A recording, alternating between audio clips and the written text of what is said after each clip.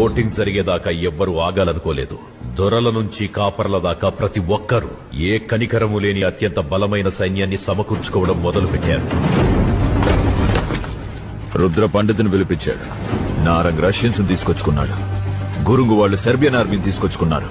ఆఖరికి కాపర్లు కూడా ఒక్కొక్కరు 50 మందిని పోగు చేసుకున్నారు. గేట్లో ఈ రోజు కూడా 700 కొత్త ఎంట్రీలు జరిగాయి. ఇకపైన ఎవరొస్తారో ఎంతమంది వస్తారో తెలియదు. వరద గేట్లో తన ఆర్మీని రిజిస్టర్ చేయించాడు. ఒక్కడేనా? ఖాన్ సార్లు అడుగు పెట్టినప్పటి నుంచి వాడొక్కడే ఏం చేశాడో చూశాడు కదా. విష్ణుని చంపేశారు. వాడిన నాయకుడు